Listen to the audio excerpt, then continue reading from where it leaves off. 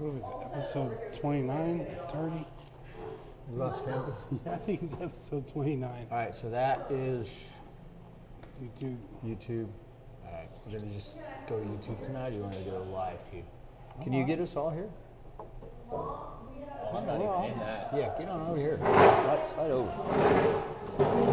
You're in it. Now I am. When I was sitting there, I wasn't. I can see the reflection. Can you see the reflection? Just of The me. reflection in your eyes. Travis, you're not even in this. I can see myself in the reflection. That's the reflection Like, in the like window. half of you? Yeah, Just the good half? Come on over here, man. Let's get I'm into fine. it. All right, I'm Ed, not worried about it.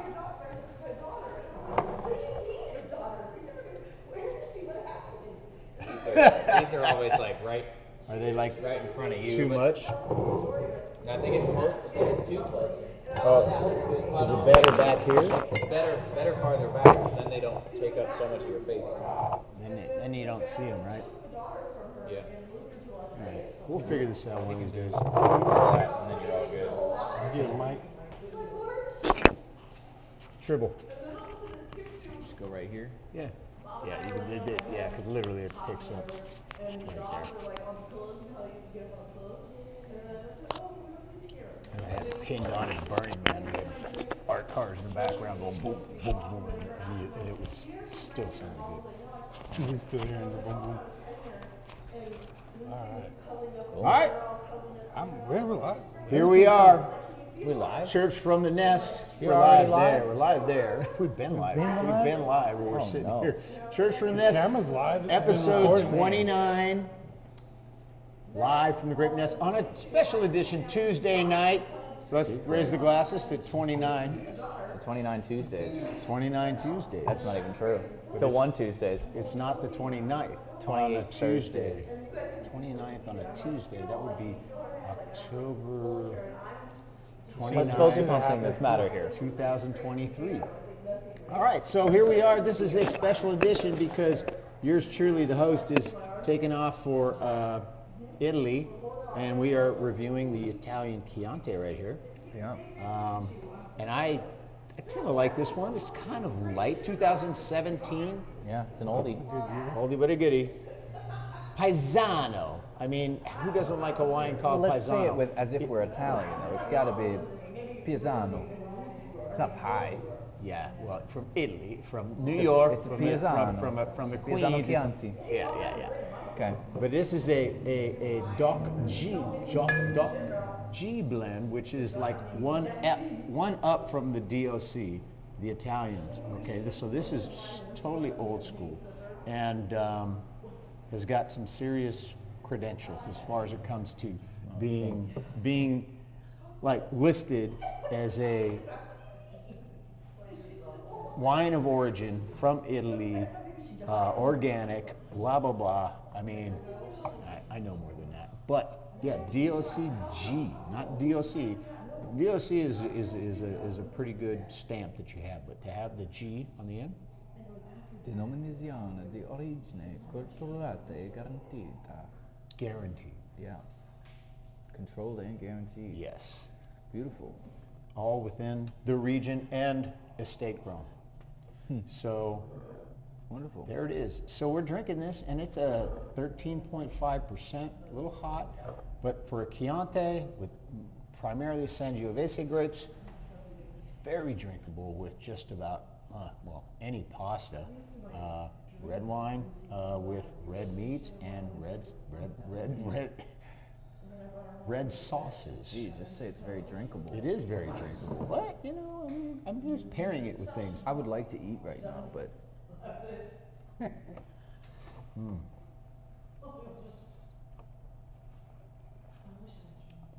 Not a lot of tannins. Very good. Very special. no, not too much gets stuck on the tongue. Special.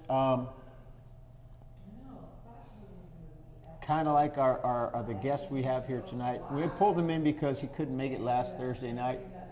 Had another engagement, which we did not fault him for because it was one that I haven't been to in probably 15 years.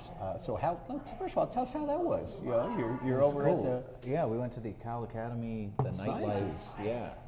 They closed it down, opened it up just for 21 and over, and it was pretty sweet. And there's some pretty big things there, I hear. What is that? Weren't the dinosaurs over there? Oh, nothing too alive. Yeah, they definitely had a couple skeletons that were pretty big. I'll be honest, I spent a lot of time with the fish. Cruised around. One of my friends from college, he actually works there, and he's one of the caretakers for all the animals. So he was like, he just hangs out with the penguins behind the scenes and all this stuff. You get a private tour.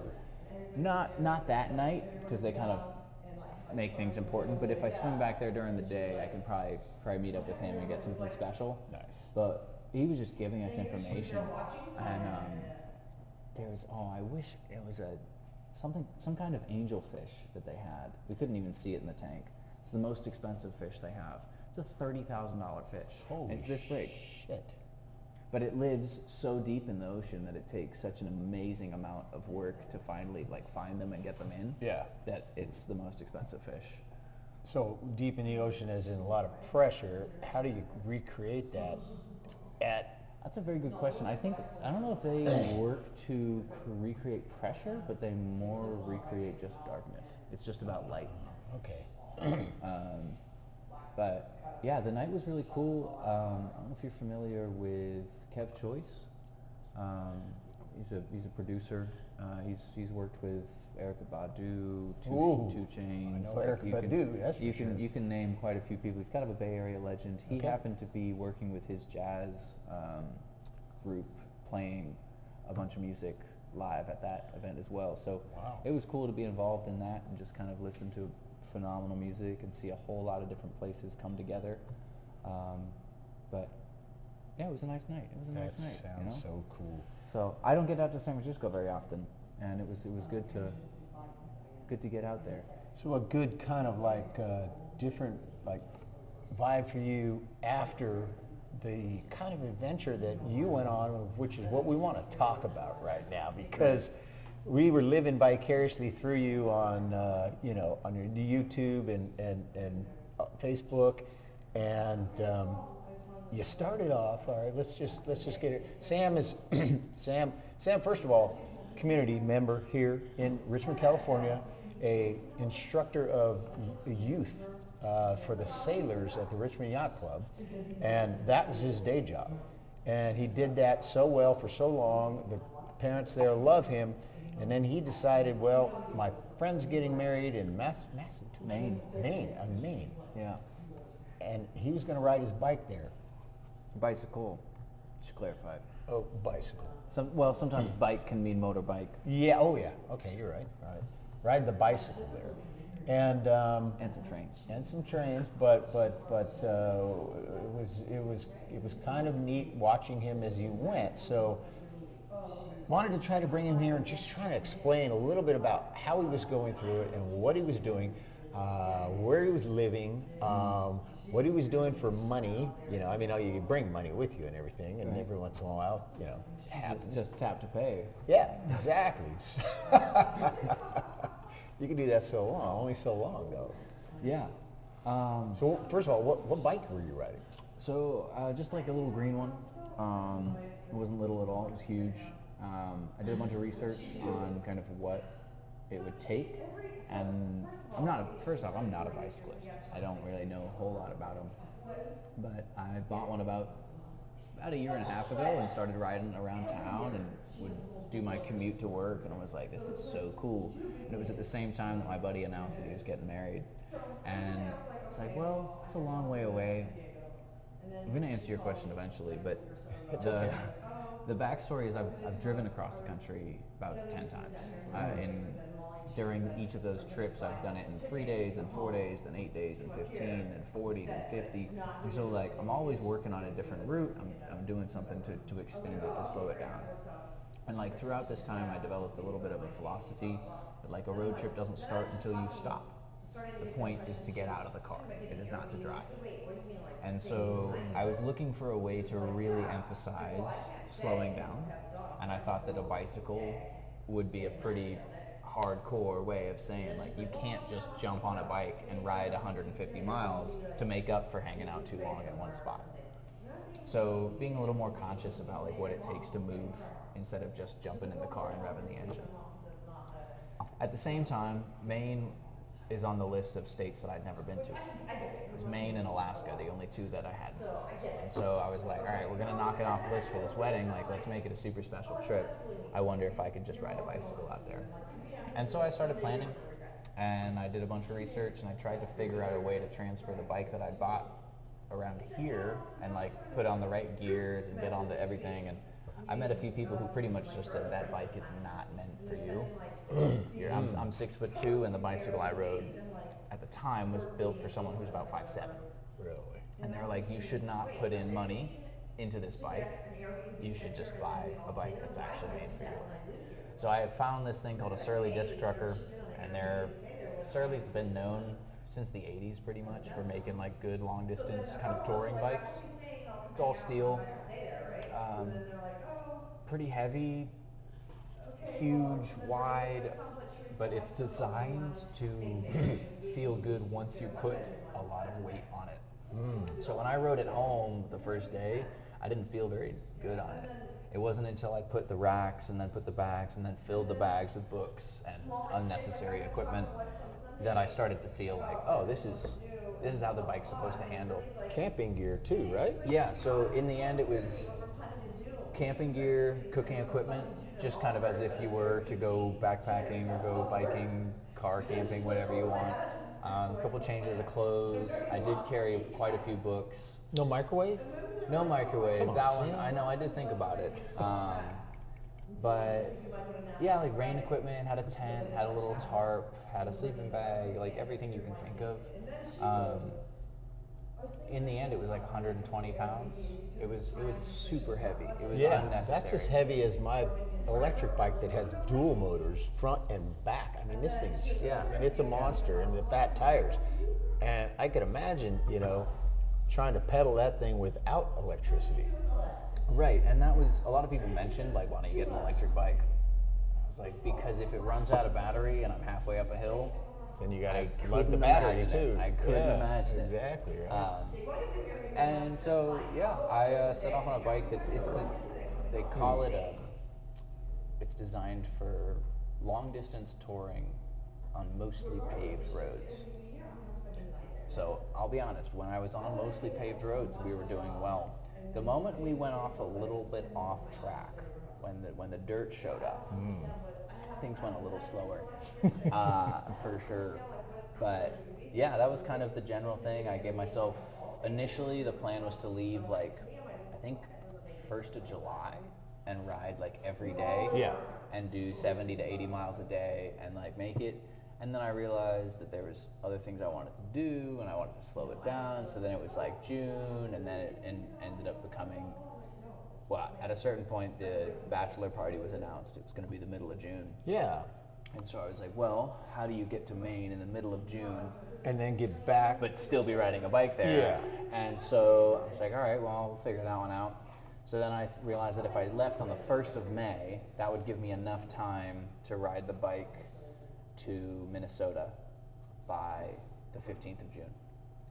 And so those 45 days would be pretty much nonstop, make it over there, and then I have a flight from Minnesota to Maine, fly back, and I'd still have time to make it from Minnesota to the wedding in September.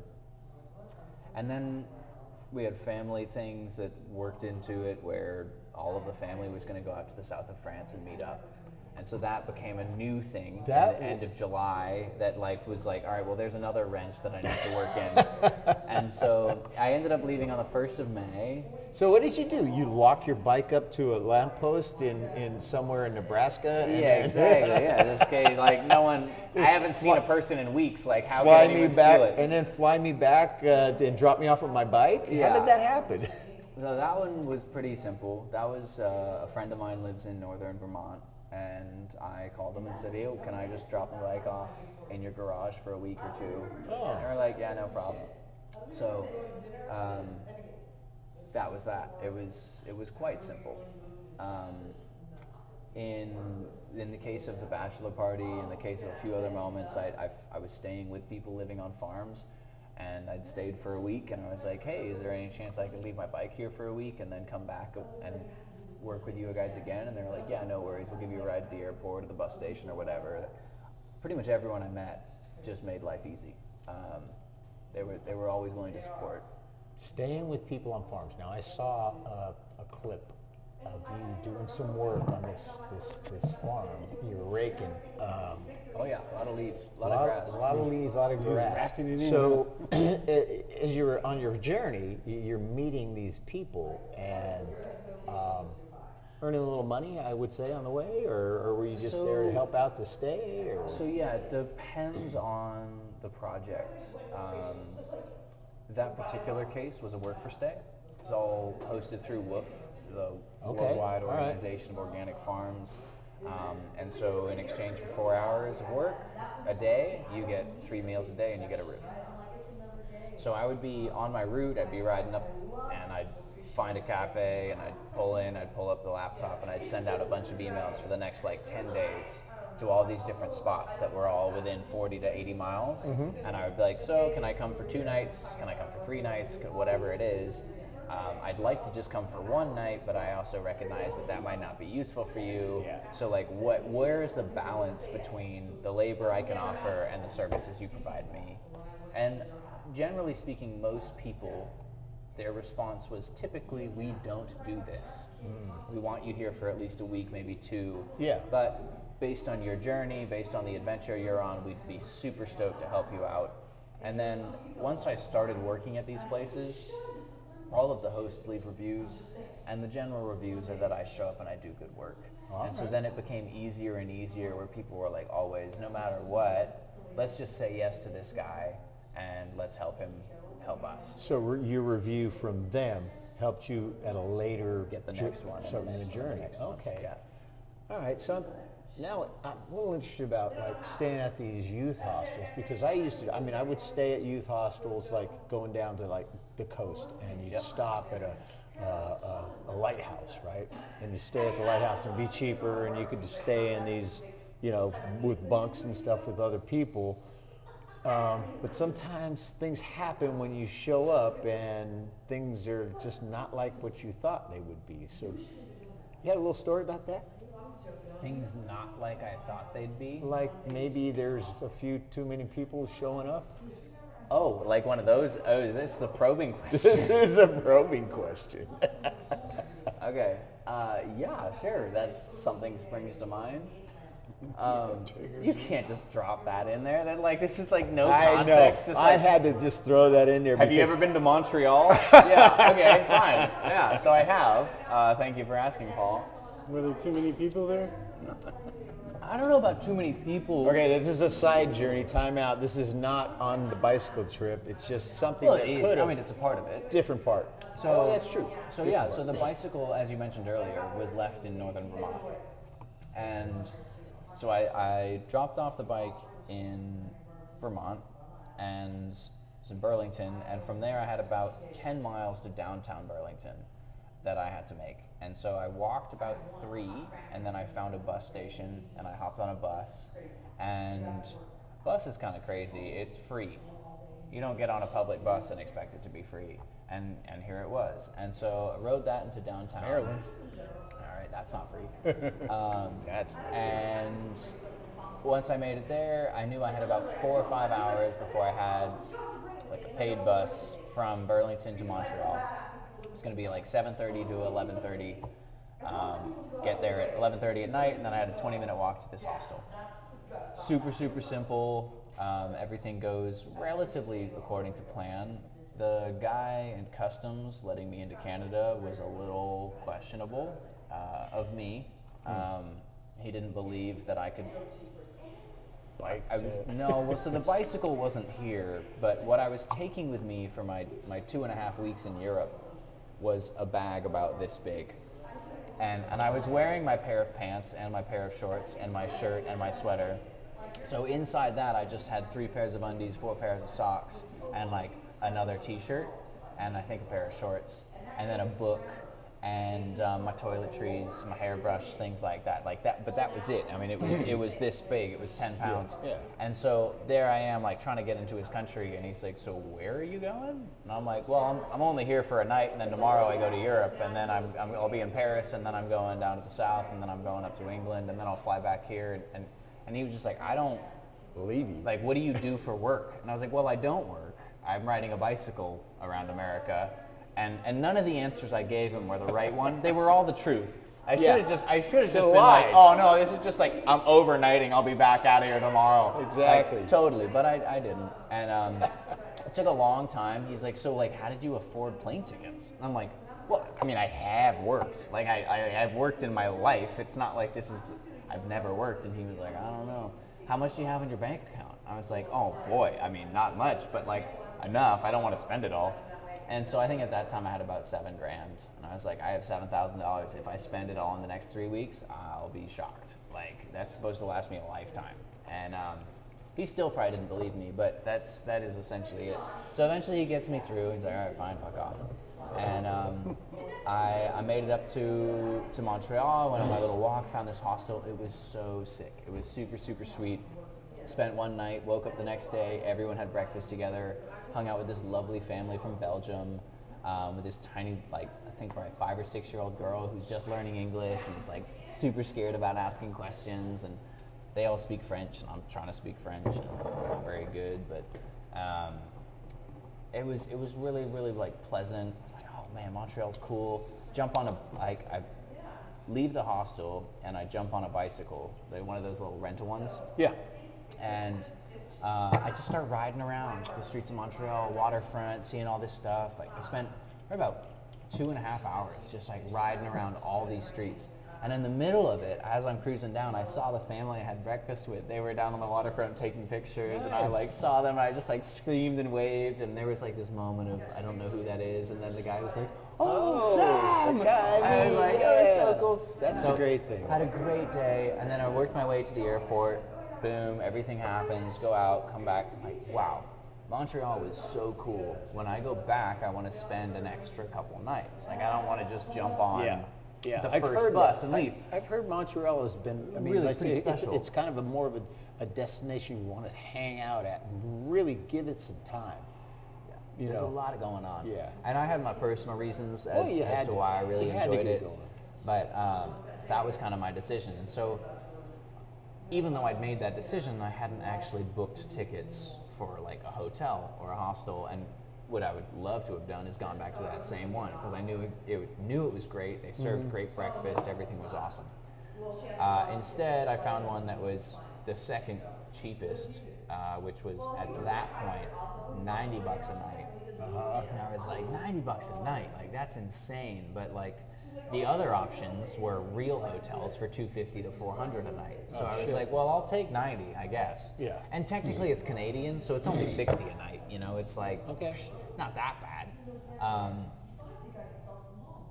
Well, I showed up there at about 1:30 in the afternoon, and the guy told me, "I'm not able to check you in until at least 2, but by 2 I'm going to go away, I'm going to leave, so I have to do something myself." I know. He said he had 30 minutes? health problems.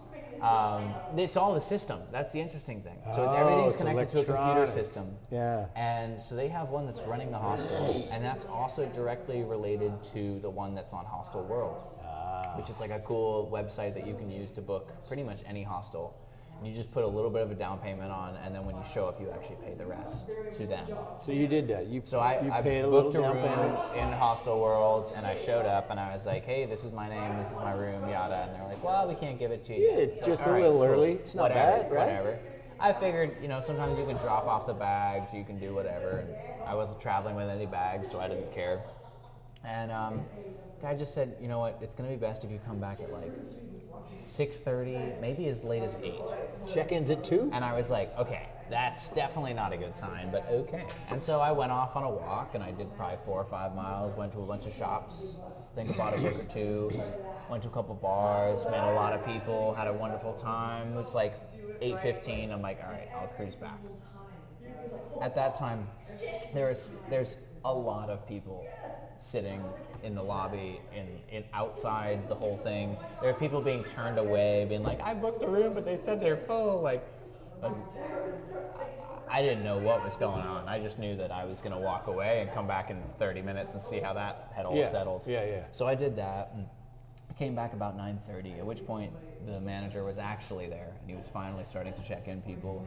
And everyone's sitting there playing these silly little games, like introducing yourself and all this. And it's like, yeah, it's lovely. It's nice. I don't really need to be a part of it. I'm just at peace at all times. I don't need to play what's your favorite alcoholic beverage to drink games, which is what like the 19 to 22-year-olds were all sitting there like, oh, you've tried that before? And they're like, can you name alcohol? I'm like, I can name alcohol you've never heard of. Like, let's not play this game. And so you will lose. Yeah, like, we don't need it. And they're like, well, what's that? I'm like, well, all right. Like, yeah. So it was pretty cool. There was a lot of people from Mexico, a couple people from Europe. And they're all just sitting there, and eventually the manager would call someone up, and they'd go up and they'd check in, and they'd move on. And it just went super, super slow. So at about 11 o'clock, I was given a bed, and I was like, this is insane, but like, what else are you going to do? Like, I'm not going to go to another hotel and pay hundreds and hundreds of dollars. I was like, all right, I'll just be patient. We'll see what happens. I climbed into bed. The manager told me that I really shouldn't be so quiet because he'd almost forgotten that I was there. And if I just stood up and like spoken for myself more, maybe I would have had better service. And I was like, I'm watching everything that happens here. There's no way I'm going to try to get involved. I'm going to let things pass, and when the moment arises, I'll move with it. Those things that you were talking about, like what specific things was the manager trying to do to make the people happy while they're waiting all this time? There's some brilliant moments. Mostly just nothing. Like just saying like, I'm sorry.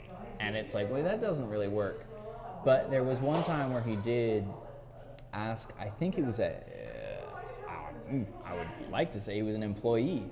I don't know what he was employed to do. I think it was clean, but I never saw him clean. I just saw him like sit out front or sit out back and like smoke his cigarettes and just then kind of like random dude. He was the guy who, when the manager was gone, was standing outside the door like telling people that they couldn't check in.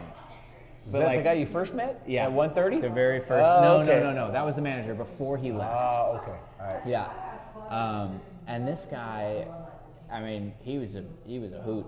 He wasn't a hoot. He was miserable. But the manager looked at him and he's like, yo, so we fucked up because we were like overbooked and we're like everyone's waiting and it's just clearly a bad night. I need you to go to the store and buy as much beer as you can so that we can at least like have a couple beers. So if you do sleep on the couch, you don't mind it. And so the guy's like, okay. And the manager handed him $100 and the guy just steps outside. We don't see him for like 30 minutes. But reality is, I was looking out the window and I could see him for all of those 30 minutes, just sitting on the couch outside. Like he didn't go to get beer. He didn't. So, he was like, it didn't register. It didn't really, I need to go get beer. Oh, I just got $100. Sweet. Like I'll sit down right here. And so there he sits down, and like eventually he like stands up and the manager sees him. And he's like, yo, did you get the beer? And he's like, oh no, I didn't go. I didn't know you wanted me to go.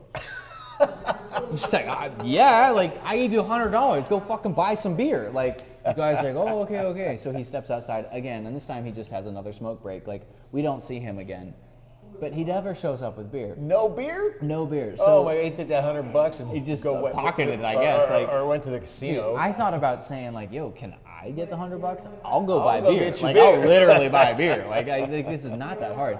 So. That was all going on. I got my bed around 11. I knew everyone else was dealing with all sorts of bullshit, but I was not going to be able to help it. So I just decided to go to sleep. And I woke up the next morning to find the carnage, which was people sleeping on the couches in the living room, on the futon kind of that's on the outside balcony. Oh jeez. There was one guy who was sleeping in the bathtub. In the community bathroom, sleeping in the bathtub, and there was another guy who was on the floor like in a doorway in between the main entrance and the living or the lobby. Just bodies all just like over sleeping. the place. And I was just like, wow. And the craziest part too was like obviously it was $90 a night apparently, but then there were 2 empty beds in my room. Oh, what? So the guy hadn't even figured out, like when we were sitting there and everyone was like, oh, this is my name, I'm checking in, doing this. Like the manager didn't know what beds were full and what beds were empty. That's It was pretty embarrassing. I mean, this guy probably got some pretty bad reviews, and I would think probably so. he's going to be taken off the hostel list. I would hope so. I mean, Yeah. it seemed like at some point this hostel had been closed, and I don't know if everyone got the memo.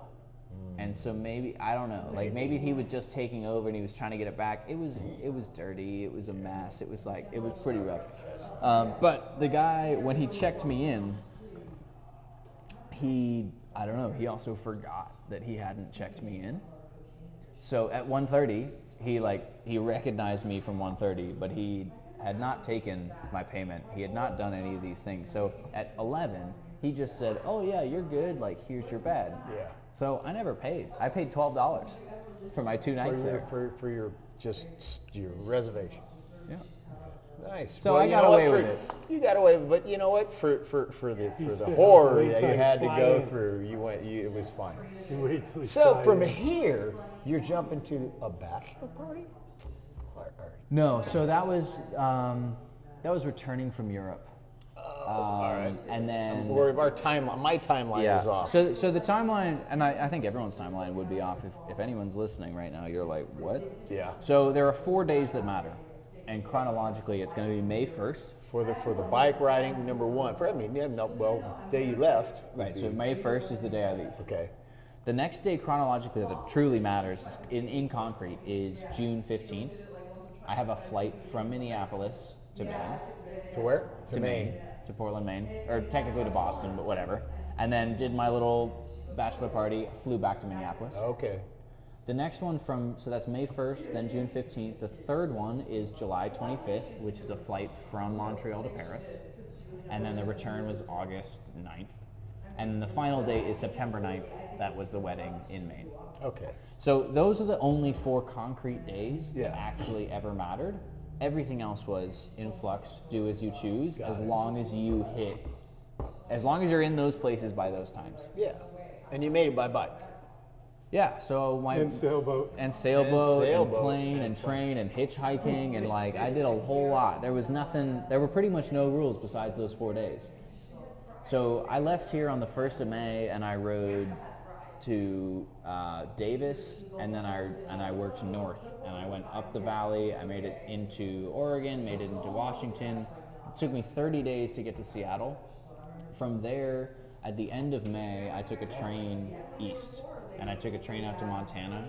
I hung out in Glacier National Park, did some hiking, did some camping. It was great. Saw some bears. And then from there, I took a train all the way to Minnesota, at which point I hung out on a farm for a week, and that was approaching my first deadline. And so then I said to this farm, hey, do you mind if I leave the bike here? I'm gonna fly out to this bachelor party Okay, and come that's back. your Vermont, yeah. And so that was in Minnesota. Oh, Minnesota. And so then I came back to Minnesota after this bachelor party. Great weekend full of rain. Minnesota hadn't seen any rain in months. Huge drought in the Midwest this year. The corn will not look good. But anywho, thanks Biden. It's a bad joke. How's he responsible for the rain? I thought it was an old man in the clouds. I could have been. I don't know, the corn I ate here in California was pretty good. There you go. Yeah. So yeah, from Minnesota, I got back, and then I was 2 days after the bachelor party. I got a phone call saying, "Hey, crazy, but can you fly from Minnesota back to San Francisco? Can you sail a sailboat from San Francisco to San Diego? Then we'll fly you back to Minnesota." And I was like, "Well, I'm not gonna say no." So I did that trip. We did 10 days down the coast. Completely amazing. I love the water. And then Where in the hell is San Diego? Yeah, exactly. Carmen, San Diego here. Where's Waldo? Where is Sam? It's so impossible. What the some of hell, this was man? planned. A lot of it wasn't. Well, I mean, I'm sure the San Diego thing was planned. not planned. It was 2 days before I left. Was on it the trip. one of your like? It was the guy who actually got me introduced to sailing. Oh, So, okay. Well, so he's like a mentor of yours. Late 70s at this point, and they were moving house, and as they moved house, they also were moving the boat closer to their new house. And so this was all kind of this thing that came together. You had to do it. I wasn't going to say no. Yeah, no, that's something almost you drop everything for, unless you were actually had to be at the wedding. If there was something else, that was bigger, but no, there was nothing. And so, and the people I was with on this farm were super understanding. They just got me back from this bachelor party, and then we're like, yo, no worries. Yeah, leave the bike here again for a week, and we'll catch you on the other side. So I did that. It was 10 days. Came back. It was now like July 5th or 6th, and from there I did another week at that farm to like kind of say as a huge thank you. I finished a couple jobs. They had a bunch of solar panels that had, when they were initially installed, the people who installed them had not actually cleared all of the like greenery from the soil. So 10 years later, there's trees and shit growing through this stuff. So I was just crawling underneath them, cutting them all, getting everything done. Right. There was a bunch of jobs we did out there. They had, like, during the winter, a couple of their old sheds had collapsed, and so I pulled all the nails, put them all apart, So that kind of had to put a stopgap in your timeline, because you sailed to San Diego, flew back and forth, Yeah. and then you took extra time to say thank you to these people. Yeah. Right. So. But once again, there weren't really many rules. So you didn't really need to bike. The only thing I knew, this was everything started kind of like June 22nd was when the phone rang, and like June 24th was when I flew back, and all I knew was that the next time I had to be somewhere was July 25th in Montreal. So as long as I had figured that out, I'd be okay. Mm-hmm. So I had my extra week in Minnesota, then I rode through Wisconsin. When I was in Wisconsin, I stayed for 3 nights on a raspberry farm. The next day I was riding out of there, and I went through this little biker bar, and I ended up meeting a bunch of guys who said, we're pouring concrete tomorrow and the next 3 days, like, do you want to join us? You pour concrete? Like, yeah, I'll pour concrete. Sweet. Like, are you afraid of laboring? I was like, fuck no, I'm not. Dude, and let's so go. I got a bunch of cash in my pocket, stayed with a bunch of guys, and just still kept working towards Chicago.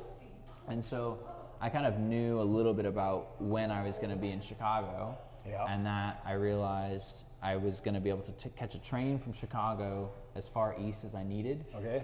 And so that goal was to Albany, New York, and that was going to be like Albany, New York, riding to Burlington so that I could catch a bus from Burlington to Montreal. Like I started working backwards from that, and that was kind of it. So I if I'd ridden every day, I never would have gotten the train from Chicago. I never would have gotten the train at all. Yeah.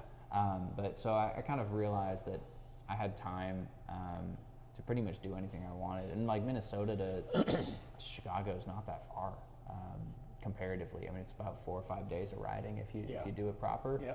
But I stayed with these guys in southern Wisconsin, a place called Elkhorn.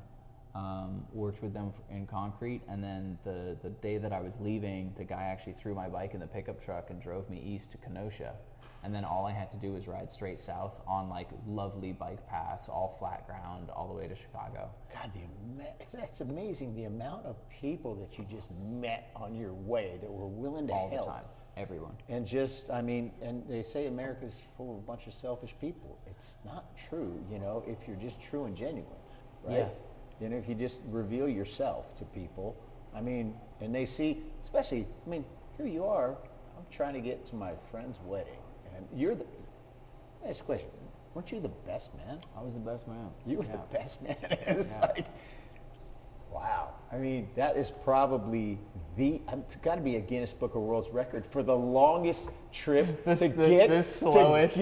Longest, slowest, but the most miles. And talk about planes, trains, and automobiles. Right. We should probably write to the Guinness Book of World Record and say, what did it take for the best man to get to the wedding? To the bachelor party. Or the bachelor party and the wedding.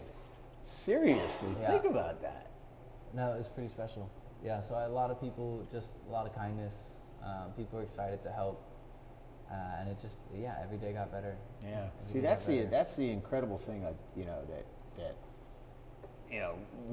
we're kind of we're pretty proud of you guys here. Look at this guy here, because he's Grape Nest community. Sam is part of it, and we love him dearly. So when we hear that he triumphs, through the adversity, we're pretty happy about it, And watching him go through it was awesome. Appreciate it. Very awesome. Appreciate it. So I'd say cheers, but you got a little left. I got a sip. All right. Cheers to you. That tiny sip. I got a tiny bottle. And with that, let's end Grape Nest 29. Yeah. Thank you, fellas. Yeah, thank you for guys. showing up, That was man. awesome. Give me that. All right, Jovis. You didn't make it to the strip club. No strip No clubs. strip clubs in No Montreal. strippers wanted to help you out on Nah. the ride to the bachelor party.